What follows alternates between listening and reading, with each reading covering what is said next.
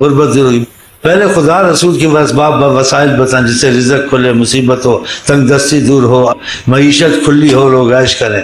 پہلے وہی عقلی باتیں، دوسری باتیں معقول تو ہیں لیکن زیادہ مضبوط باتیں وہی ہیں جو خدا نے کہی ہیں اور حضرت محمد مصطفیٰ نے کہی ہیں، ابتدا ان سے ہونی چاہیے۔ باقی یہ وسائل کے ہم قائل ہیں، یہ بھی کریں، استغفار پڑھو غربت دور ہو، نماز پڑھو غربت دور ہو، با وضو رہو، با وضو رہنے سے غربت دور ہوتی ہے، ہم امیری آتی ہے، میں قسم کھا کے کہہ سکتا ہوں۔ نمازیں پڑھو، اللہ تعالیٰ رحمت کرتا ہے، ورنہ نماز کا چھوڑنا کفر وبال عذاب آئے گا۔ تو مجھ سے ابتدا کیوں نہیں کرتے جو 100% گارنٹی ہیں زبان مصطفیٰ سے نکلی باتیں کہ غربت اور مصیبت دور ہو اور رزق بے پناہ تم کو ملے؟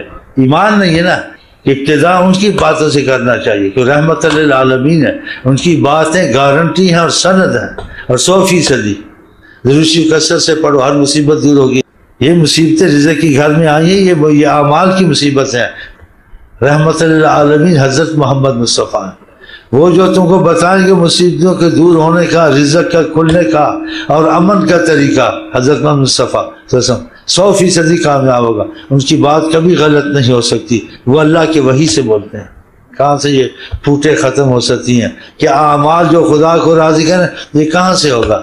یہ تب ختم ہوگا جیسے رحمت العالمین نے بتایا تو رحمت آئے گی کہ اللہ تعالیٰ سے اپنا معاملہ ٹھیک کرے۔ اگر اعمال ٹھیک ہو گئے، سارے حالات معمول پر خود آ جائیں گے، دین کے، دنیا کے، رزق کے، فلٹ آنے، یہ ساری چیزیں بھاگ جائیں گی۔ لیکن جب خدا سے معاملہ توڑا ہوا، ہر مصیبت تم پہ آ جاتی ہے۔